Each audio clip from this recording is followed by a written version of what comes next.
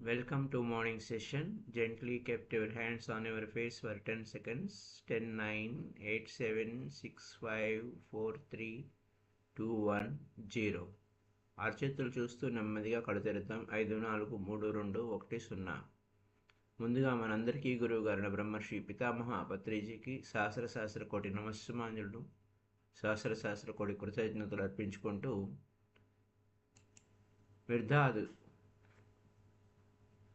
మిర్దాద్ మాస్టర్ని ఆహ్వానించుకుందాం. మిర్దాద్ ద్వారా మనం అనేక అద్భుతమైన ఆధ్యాత్మిక జ్ఞాన కణికలను మనం తీసుకుంటున్నాం, ఆధ్యాత్మిక జ్ఞానాన్ని ఆస్వాదిస్తున్నాం. మై డియర్ ఫ్రెండ్స్, ఈరోజు పాపం అనే మాట మనం విని ఉన్నాం. మనిషి పాపిగా ఎలా మారాడు అనే విషయాన్ని ఇప్పుడు మనం తెలుసుకుందాం మిర్దాద్ గారి ద్వారా.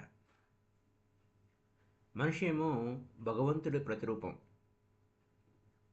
మరి భగవంతుడికి ప్రతిరూపమైనటువంటి మనిషి పాపిగా మారాడు అంటే దానికి దానికి సోర్సు భగవంతుడే అవుతాడు అని అనుకుంటూ ఉంటారు. అందులో సత్యం ఉందా? అంటే మనిషి పాపం చేయడానికి కారణం కూడా భగవంతుడేనా అంటే సత్యం ఉంది, లేకపోలేదు అంటున్నారు మిర్దాద్. అలా సందేహించే వారికి అందులో ఒక వల ఉంది. అంటే భగవంతుడు కూడా పాపానికి మూలం కారణం. నేను పాపం చేశాను అంటే నేను ఎవరిని? నేను భగవంతుడికి ప్రతిరూపాన్ని. అలాంటప్పుడు భగవంతుడి ప్రతిరూపానికి పాపం చేసేటువంటి అవసరం ఏంటి? అలా కల్పించావు నువ్వే, ఆ కారణం నువ్వే, ఆ భగవంతుడే అని ఆ దేవుడిని మనం అంటూ ఉంటాం. అలా సందేహించే వారికి అందులో ఒక వలలో చిక్కుకున్నారు. ఆ వలలో చిక్కుకోకుండా అలా చిక్కుపడి ఉండడం నాకు ఇష్టం లేదు, మిమ్మల్ని ఆ వల నుంచి నేను తొలగిస్తాను. అలాగే నేను తొలగించినట్టుగానే మీరు ఇతరులను కూడా, మిగిలిన మనుషులను కూడా మీరు ఆ పని చేయండి అని. అంటే ఏ విధంగా అయితే మనకు బ్రహ్మర్షి పితామహ పత్రిజీ ధ్యానం మనకు నేర్పించి మీరు అందరికీ నేర్పించండి అని అలా అంటున్నారో, అలాగే ఇక్కడ మిర్దాద్ మీరు సందేహపడుతున్నారు, నేను భగవంతుని ప్రతిరూపమైనటువంటి మనిషి పాపిగా మారడానికి కూడా కారణం దేవుడే అని. కానీ అలా సందేహించే వారిలో ఒక వలలో చిక్కుకున్నారు. ఆ వలను నేను తొలగిస్తాను, మిమ్మల్ని ఆ వలలో ఉండడం నాకు కూడా ఇష్టం లేదు, మీకు ఆ వలను తొలగిస్తాను, మీరు కూడా మిగిలిన మనుషులకి తొలగించండి అని అంటున్నారు. ఇక్కడ పోలికలు వస్తాయి. కొవ్వొత్తు ఉంది, క్యాండిల్ ఉంది. ఆ క్యాండిల్కి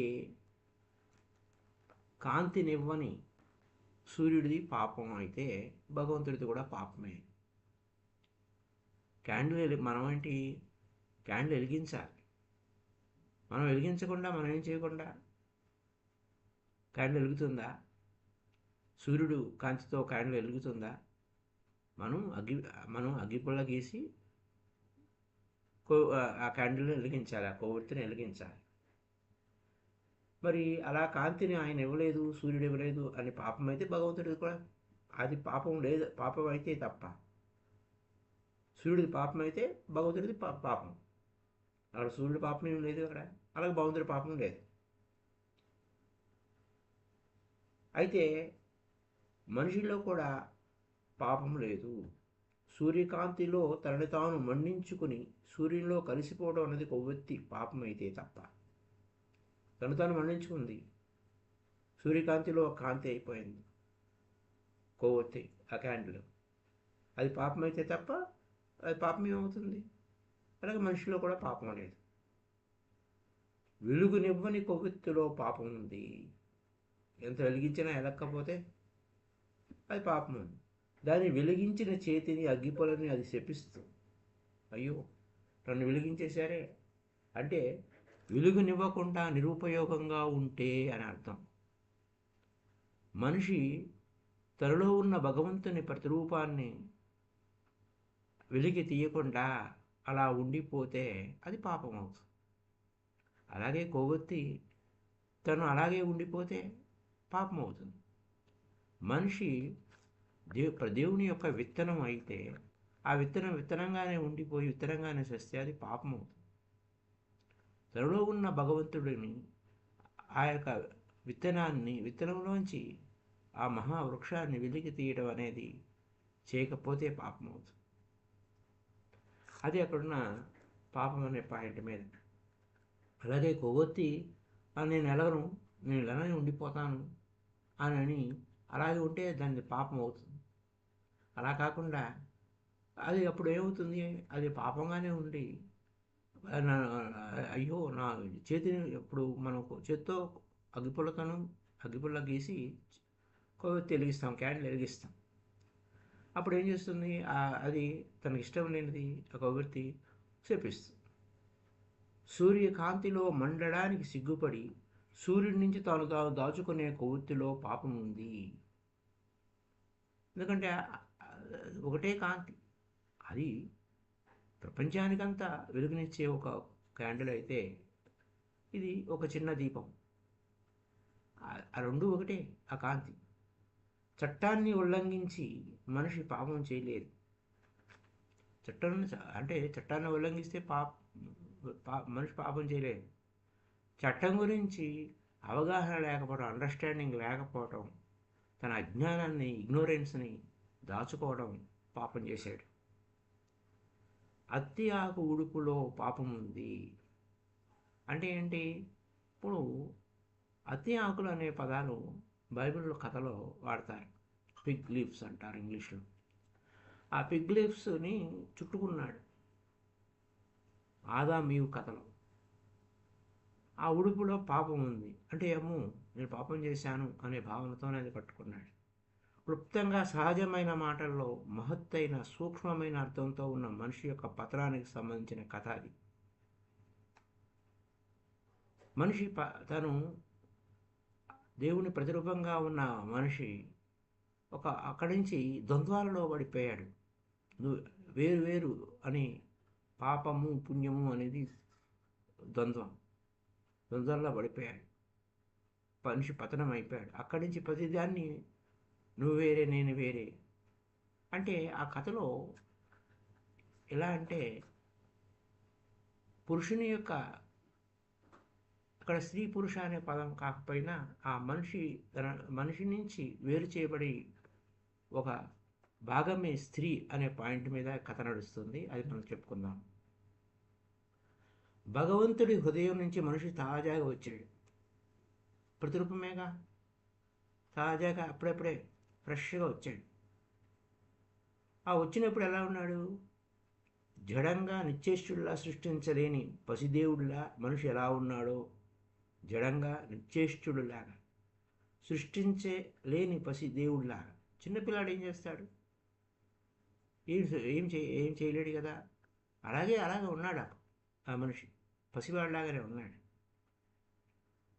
దైవత్వపు లక్షణాలన్నీ అతడిలో ఉన్నాయి. ఒక ఆవు పుట్టిన దూడ ఆవు దూడ అవుతుంది. ఆవు దూడ ఆవు అంటాం. అలాగే దేవుని హృదయం నుంచి వచ్చాడు మనిషి. అప్పుడు పసివాడిగా ఉన్నాడు, బాగానే ఉంది. అందరి శిశువులాగానే తనలో ఉన్న అపారమైన శక్తి సామర్థ్యాలను ఉపయోగించిన మాట అలా ఉంచి దైవ లక్షణాలు ఉన్నాయి. కానీ అందరూ ఎలా అయ్యారు? శిశువులాగానే ఉంటే తనలో ఉన్న అపారమైన శక్తులు అంటే ఆమ్నిపొటెంట్ పవర్ ఉంది.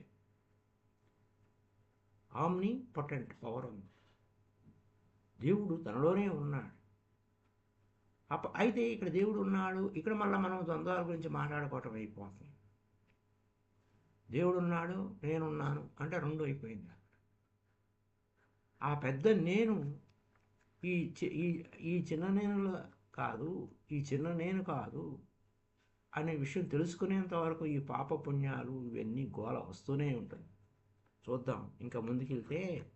దైవత్వపు లక్షణాలన్నీ అతడిలో ఉన్నాయి. దైవత్వపు లక్షణాలని ఆమ్నిపొటెంట్ పవర్ ఉంది. ఏమైంది? అందరు శిశువుల్లాగే తనలో ఉన్న అపారమైన శక్తి సామర్థ్యాన్ని ఉపయోగించడం మాట అలా ఉంచి కనీసం అవి తనలో ఉన్నాయన్న విషయం తెలుసుకోలేని స్థితిలో ఉన్నాడు. అది పాపం. అక్కడ మనిషి పతనం అయిపోయాడు. భగవంతుని స్థాయి నుంచి పతనం అయిపోయాడు. ఎప్పుడైతే ద్వంద్వాలు వచ్చేసినాయో, అందమైన చిన్న బుడ్డీలో మూసిపెట్టబడిన ఒంటిరి విత్తనం లాంటి వాడు. పోలుస్తున్నారు ఇక్కడ. అక్కడ క్యాండిల్తో పోల్చారు, ఇప్పుడు ఆ కొవ్వొత్తితో పోల్చారు. తర్వాత పాపం అంటే ఆ ఫిగ్ లీవ్స్ పట్టుకున్నాడు. ఎందుకంటే పాపం అనే భావన వచ్చేసి అక్కడ రెండు అయ్యో అని వచ్చేసింది. ఇక్కడ మళ్ళీ ఒక దాంట్లో అందమైన చిన్న, అంటే ఇప్పుడు మనం విత్తనాలని చిన్న, అంటే పూర్వం అనమాట, విత్తనాలను అక్కడ గాజు దాంట్లో, గాజు సీసాల్లో లేకపోతే గాజు బుడ్డిలో దాచిపెట్టేవారు. ఒంటిరి విత్తనం స్పెషల్ అన్నమాట. అతడు ఎవరు? ఈ మనిషి. అయితే ఈ మనిషిని ఈడెన్ తోటలో మనిషి సీసాలో ఉన్న విత్తనం, అంటే మనం ఆదాము ఈవు గురించి మనం కథ ఉందని చెప్పాను కదా, అలాగే ఆ ఈడెన్ గార్డెన్లో మనిషి ఎలా ఉన్నాడు? సీసాలో ఉన్న విత్తనంగా ఉన్నాడు. విత్తనంగానే మిగిలిపోతుంది. అలానే ఉంటే విత్తనంగానే మిగిలిపోతుంది. అయితే ఆ విత్తనాన్ని ఏం చేయాలి? విత్తాలి. విత్తనం ఎందుకు ఉంది? విత్తనం కొరకే ఉంది.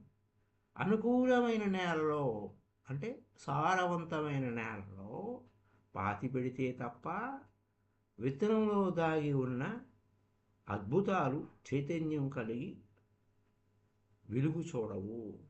పాతి పెడితే జరుగుతుంది, పాతి పెట్టకపోతే అది జరగదు.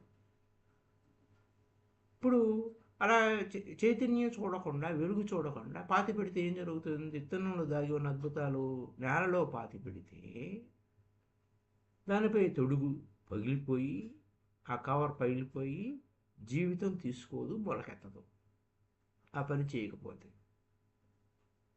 అయితే ఇక్కడ మనిషికి వచ్చిన సమస్య ఏమిటి? మనిషి విత్తనం, దేవుడు విత్తనం అన్నాం, విత్తనంతో పోల్చాం. ఇక్కడ పాతుకోవాలి. తన్ను తాను పాతుకోవడానికి అనుకూలమైన నేల లేదా? కానీ మనిషికి తనను తాను నాటుకుని మొలకెత్తడానికి అనుకూలమైన నేల లేదా? ఇది మిర్దాద్ గారి ప్రశ్న. లేదు అనుకుందాం. అప్పుడు అతని ముఖం ఎలా ఉంది? తనను పోలిన ముఖంలో ప్రతిబింబం లేదు. ఒంటరి విత్తనంగానే ఉండిపోయాడు. అనుకూలమైన నేల లేదు. తన పోలిన ముఖంలో ప్రతిబింబం లేదు. ఇక్కడ విత్తనం అంటే ఏంటి? మనిషే ఒక విత్తనం. అయితే ఇక్కడ ఏమైంది? సారవంతమైన నేల, తనను తాను నాటుకొని మొలకెత్తడానికి అనుకూలమైన నేల, సారవంతమైన నేల లేదు అంటున్నారు. ప్రతిబింబం లేదు. అయితే తన ముఖం కనపడటానికి అర్థం ఏం కనపడలే. ఏ మానవుని కంఠధ్వని వినని చెవి. ఒంటరిగానే ఉన్నాడు. ఏ మానవుడు కంఠధ్వని లేదు, రెండోవాడు లేదు. ఏ మానవుడి గొంతు నుంచి ప్రతిధ్వనింపని మానవ కంఠధ్వని అతనిది. ఏక్ నిరంజన్ ఒక్కడే ఉన్నాడు.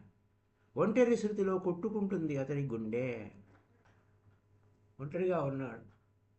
అప్పుడు ఏం జరిగింది? అనుకూలమైన జంటలతో ప్రయాణం మొదలుపెట్టిన ప్రపంచంలో మనిషి బొత్తిగా ఒంటరి, తనకు తానే పరలోకియుడు. అప్పుడు ఇన్నర్ జర్నీ గురించి అయితే మనం ఒంటరి ప్రయాణము, లోపలికి పోవటము, మెడిటేషన్, లోపలికి పోవటం, తానేంటో తాను తెలియకపోవటమే తను పరలోకీయుడైపోయాడు. తానేంటో తాను తెలిస్తే సర్వం తెలిసినట్టే. తను తెలియలేదు. అతడు తన పని అంటూ ఏమీ లేదు. అనుసరించడానికి ఒక మార్గం లేదు. ఒక పసిపాపకి హాయినిచ్చే ఊయల లాంటిది అతడికి ఈడెన్ శిశువుల్ని పెంచడానికి ఏర్పరిచిన ఒక కృత్రిమమైనటువంటి సాధన. కృత్రిమమైన సాధన ఏంటి? శిశువుని పెంచడానికి బయట విడిగా ఏమీ లేదు అన్నప్పుడు ఇన్క్యూబేటర్ ఏదో అంటారు కదా, అలా పెడతారన్నమాట. అంటే నెల తక్కువ ఎదవా అని, అంటే ఆ నెల తక్కువ వాడిని ఏం చేస్తారు? ఇన్క్యూబేటర్లో పెడతారు. ఉదాసీనంలో కూడిన ఒక ఆనందకరమైన స్థితి. మంచి చెడుల గురించి జ్ఞానాన్ని ఇచ్చే వృక్షాలు ఉన్నాయి అక్కడ. జీవన వృక్షం అతనికి అన్నీ అందుబాటులో ఉన్నాయి. చేయి చేస్తే అన్నీ తెలుస్తాయి. వాటి ఫలాలు తెంచి రుచి చూడడానికి అతడు ఎప్పుడు చేయి చాచలేదు. ఆ ఒంటరిగా ఉన్న అంశంలో అతడి రుచి, అభిష్టము, అతడి ఆలోచన, కోరికలు, అతడి జీవితం కూడా అతనిలో చుట్టబడి నిదానంగా విడదీయడానికి వెదురు చూస్తున్నాయి. లోపలే ఉన్నాయి, అన్నీ ఉన్నాయి. కానీ అనుకూలమైన నేల లేదు, నాట లేదు. తనకు తానే వాటిని విడదీయలేడు అతడు. అందుకే తనలోంచి తాను కోసం ఒక సహాయిని అనుకూలంగా సమ్మతించాడు, ఒప్పుకున్నాడు. నేను ఒంటరిగా ఉండిపోయాను, నా గంటధ్వనిని లేదా వేరే కంఠధ్వని వినడానికి కూడా ఏమీ లేదు, ఏంటి నా పరిస్థితి అన్న ఆలోచన. అప్పుడు ఏం జరిగింది? దివ్యత్వంతో శక్తివంతమై సాయంతో సమృద్ధిగా ఉన్న తనలో నుండి కాక ఇంకెక్కడి నుంచి అతనికి సహాయం లభిస్తుంది? సహాయం బయటికి చూస్తే దొరకలా, తనలోంచే సహాయం వస్తుంది. బయటికి చూస్తే దొరకదు.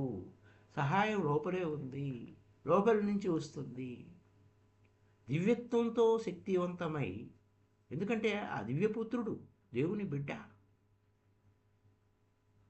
మరి ఆ దేవుని హృదయం నుంచి వచ్చిన వాడు మనిషి. సహాయం కోసం బయట ఎదిగితే దొరకదు, సహాయం లోపలే ఉంది. ఆ దివ్యశక్తితో శక్తివంతమై ఉన్నాడు. ఆమ్నిపొటెంట్ పవర్ ఉంది. ఆమ్నిపొటెంట్ పవర్ని అంటే సర్వశక్తిమాన్ అనేటువంటి పవర్ ఉంది. ఆ పవర్ని వినియోగించుకోవట్లేదు లేదు. ఇక్కడ ఏమైంది? కానీ ఇప్పుడు ఇక్కడ దివ్య కోరుకున్నాడు, బాగా నాకు అలా కావాలి అని ఒప్పుకున్నాడు. యద్భావం తద్భవతి అన్నమాట. అప్పుడేమైంది? దివ్యత్వంతో శక్తివంతమై సాయంతో సమృద్ధిగా ఉన్న తనలో నుండి కాక ఇంకెక్కడి నుంచి అతనికి సహాయం లభిస్తుంది? ఎక్కడి నుంచి వస్తుంది? బయట నుంచి రాదు.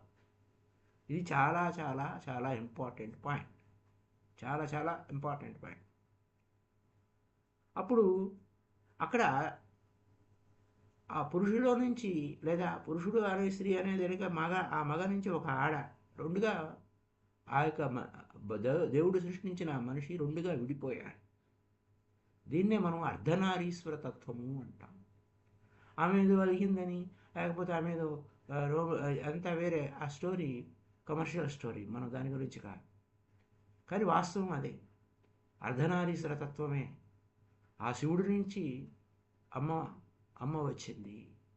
అమ్మ ఆ శివుడు అందులో భాగం ఇచ్చేశాడు. ఆ భాగం ఏం చేశాడు? కాదు, అందులో భాగమే ఆమె. అది అక్కడున్న పాయింట్. ఆ శివుడిలో శివ శక్తి వేరు వేరు కాదు. శివుడు శక్తి. ఆ శివుడు ఏం చేశాడు? తనలో ఉన్న శక్తిని బయటికి తీశాడు. ఆమెగా మారిపోయింది. ఇదే ఇక్కడ జరిగింది. ఈ ఆదాము ఈవు అంటే అక్కడ అర్ధనారీశ్వర తత్వమే ఉంది.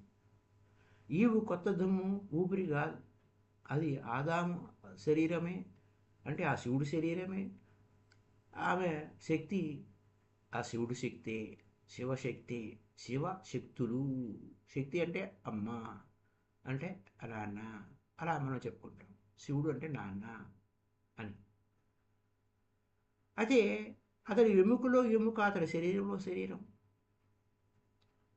సేమ్ స్టోరీని డిఫరెంట్గా చెప్పుకుంటారు, డిఫరెంట్ రూపాల్లో డిఫరెంట్. ఒకటే సత్యం, సత్యం ఒకటే, ఏకం సత్యం బహుదా వదంతి. అది ఆ కథ బైబిల్లో చెప్పినా, విజ్ఞాన భైరవతంత్రంలో చెప్పినా, లేకపోతే ఇంకా వేరే శివ పురాణంలో చెప్పినా అదే శివుడు. అదే అంటే ఇప్పుడు అక్కడెక్కడో ఉంది అంటారు, అక్కడంతా అందరూ వెళ్తారు అని, అక్కడ పెద్ద శివలింగం ఉందని చెప్తారు. సరే, ఇలా మనకు మొత్తం ప్రపంచంలో ఉన్న వాళ్ళంతా అక్కడికి వెళ్తారు, అది శివలింగమే అని చెప్తూ ఉంటారు. సరే, అది కానీ అది శివలింగం అనే సంగతి వారికి ఎదురైంది. అంటే ఉన్నది ఒకటే శివుడు. నీలోనూ శివుడు గలడు, నాలోనూ శివుడు గలడు.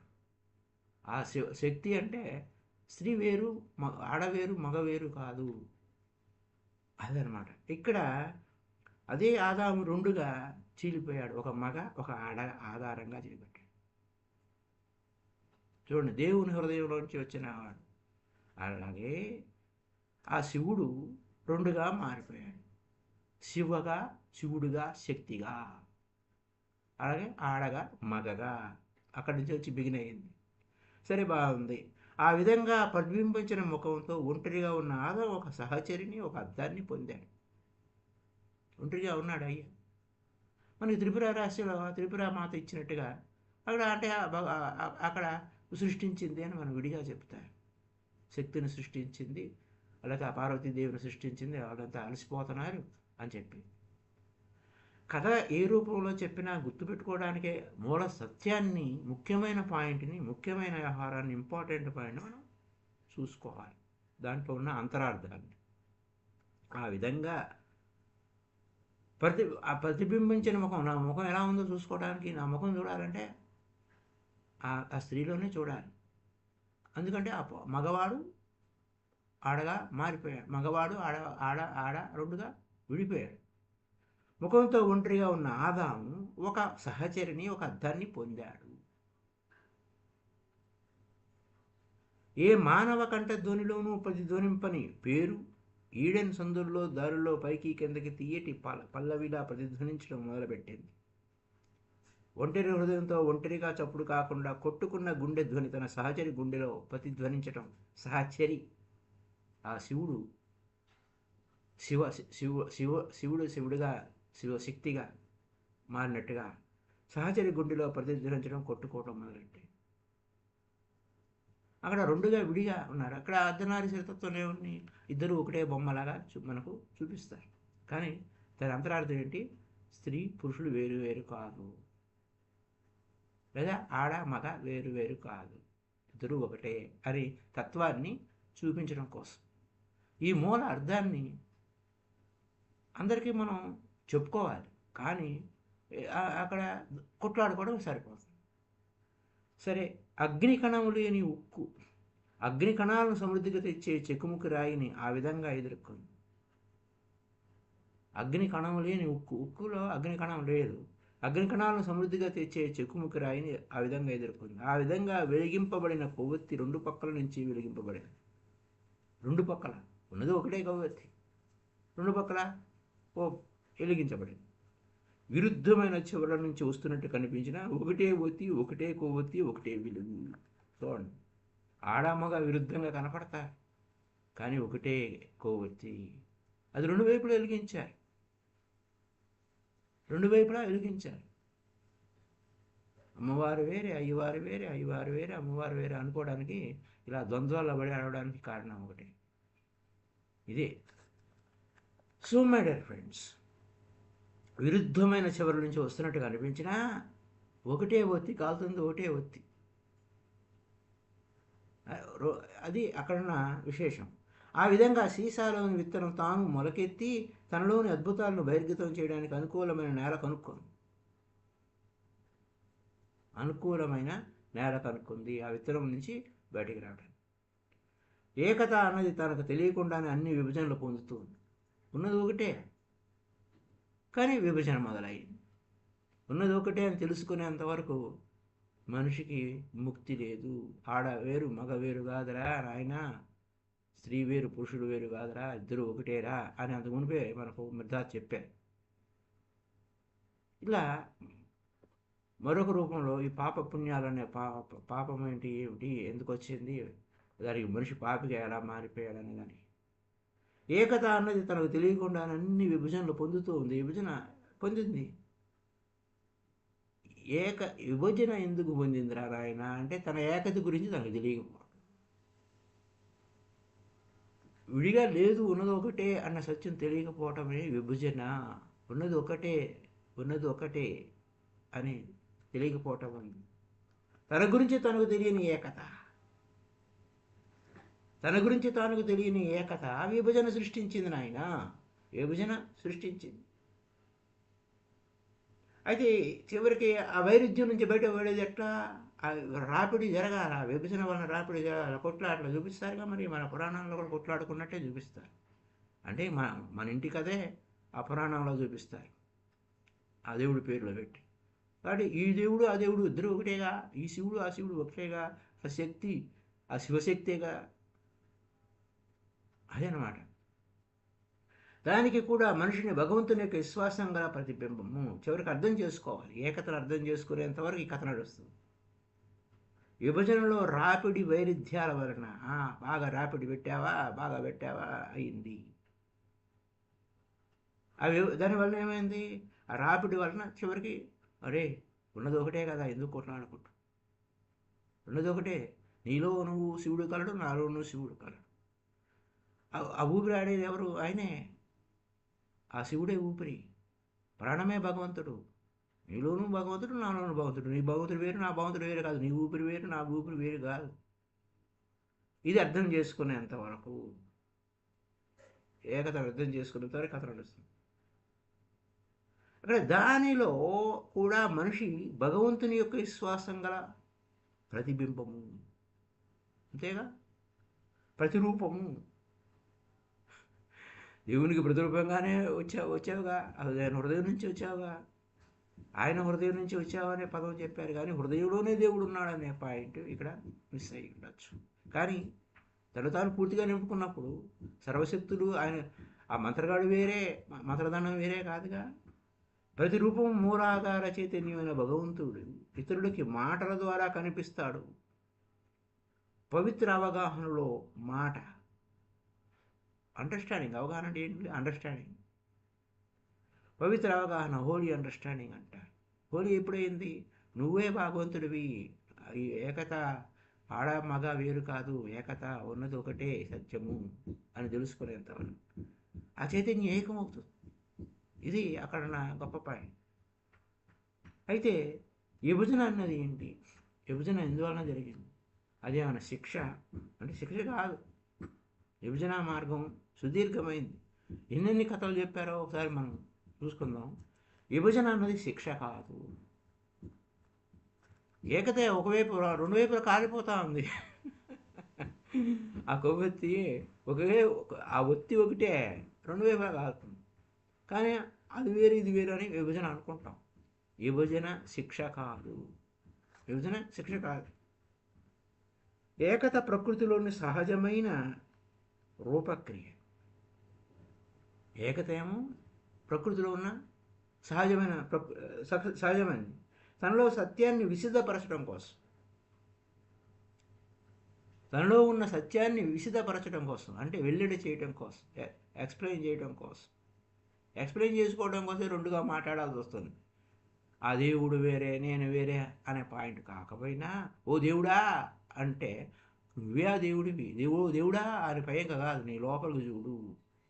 ఓ దేవుడా, నీలోనే ఉన్న దేవుడా, నీలోనే ఉన్న శివుడిని చూడు.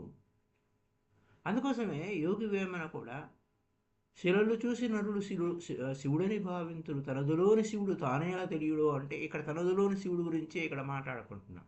కథ వేరే కథ, వేరే పేర్లు ఉన్నా ఆదాము అంటే అక్కడ శివుడే.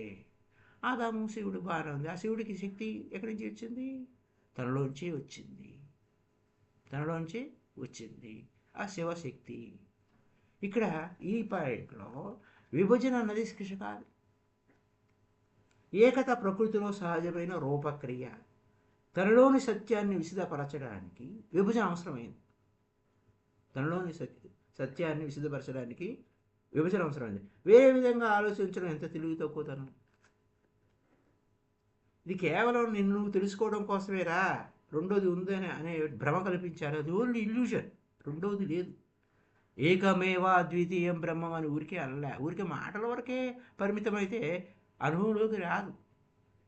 కాబట్టి ఏకత నీలోనే ఉన్నది అన్న సత్యాన్ని తెలుసుకోవడంలోనే అంతా ఉంది మజా. వేరే విధంగా ఆలోచించడం తెలివి తక్కువతనం. 70 సంవత్సరాలు, 60 కోట్ల సంవత్సరాలు, లేదా ఎన్నో మిలియన్ అని అంటారు కదా, అలాంటి బ్రహ్మాండమైన ఈ ప్రక్రియ పూర్తవుతుంది అని లెక్కలు చెప్తారు. ఎన్నో లక్షల కోట్ల జన్మలు ఎత్తితే కానీ అవ్వదు అని. ఎంత తెలివి తక్కువతనం మాటలు. భగవంతుడిగా మారడం అంత చిన్న విషయమా? ఆహో, భలే ప్రశ్న అనమాట అది. భగవంతుడు కాక దెయ్యం అవుతాడా? విత్తనం చెట్టు కాక, మామిడి చెట్టు కాక మరో చెట్టు అవుతుందా? అలాగే భగవంతుడి విత్తనం మనిషి భగవంతుడి కాక, అమ్మో అంత కష్టం. ఇది సొల్లు కబుర్లు. భగవంతుడిగా మారటం అంత చిన్న విషయమా? అనంతాన్ని ఇచ్చివేయగల భగవంతుడు తనలోని ఏకతను సాధించి, తనలోని దైవత్వాన్ని భగవంతుడితోటి తన ఏకతను తెలుసుకొని, అంటే ఈ 70 సంవత్సరాల వయసులోనే నువ్వు అన్నీ కనిపెట్టేరా అని అని చెప్పారు. అంటే పిసినారు దేవుడా, 70 సంవత్సరాల్లో కనిపెట్టాలి, తక్కువ కాలం ఇచ్చేశాడు, ఎక్కువ కాలం ఇవ్వాలి అని అంటాడు. విభజన మార్గం సుదీర్ఘమైంది. ఇలా విభజించుకుంటూ పోతే కాలానికి విభజన లేదు. కాలాన్ని కొలతలు తప్పులు కొలుస్తున్నారు. ఇంకా ముందుకు పోతే ఉన్నదే వర్తమాన కాలం. వర్తమాన కాలాన్ని విభజించి భవిష్యత్ కాలాన్ని దూరంగా పెట్టి క్యాలెండర్ పెట్టి అన్ని గందరగోళం చేసింది మనమే. విభజన మార్గం సుదీర్ఘమైంది. పంచాంగంతో దాన్ని కొలిచేవాడు తెలివి తక్కువ వారు. నక్షత్ర భ్రమణాల ద్వారా కూడా అనంతం లెక్క పెట్టబడదు.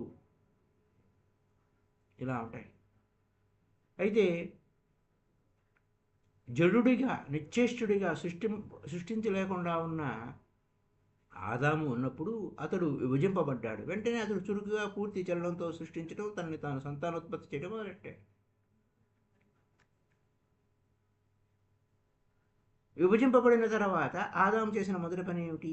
మంచి చెడులు తెలియజేసే జ్ఞాన వృక్షపు పండు తిని తన ప్రపంచానికి తాను మాదిరే విభజింపబడ్డాడు. తను సృష్టించాడు. ఇంకా ఏమైంది? మంచి చెడులు ఇంకా విభజన కదా. అక్కడి నుంచి విభజన మొదలైంది. ఉన్నది ఏకతే, కానీ విభజన మొదలైంది. అక్కడ మంచి చెడు అనేది మొదలైంది. సో మరిన్ని విషయాలు రేపటి ఎపిసోడ్లో తెలుసుకుందాం. విభజింపబడిన తర్వాత ఏమేమి జరిగింది, ఉల్లాసంగా సంతోషంగా కాకుండా అన్నీ ఏ విధంగా అయిపోయాడు, మరి ఇంకే ఏమేమి జరుగుతుంది అనే పాయింట్, మనలోనే ఉన్న వ్యవహారాలని గురించి మరింత విశేషంగా తెలుసుకుందాం. So thank you very much. Happy day to you all. ఎందుకంటే సత్యాన్ని మనలోనే ఉంది అనే ముఖ్యమైన పాయింట్లు మనం గుర్తుపెట్టుకోకుండా ఉండకూడదు అనే పాయింటే ఈరోజు మనం చెప్పుకున్నాం. So thank you very much. Bye bye. Kindly like this video. Like చేయడం వల్ల ఎక్కువ మందికి ఇది లైక్ చేయడం మర్చిపోతున్నారు. లైక్ చేయండి. అందరూ వచ్చిన వారు వచ్చినట్టుగా లైక్ చేయాలి. లైక్ చేయండి. Kindly like this video. కొత్తవారైతే కనుక సబ్స్క్రైబ్ చేయండి. అందరూ లైక్ చేయండి. Like is very very important. So thank you.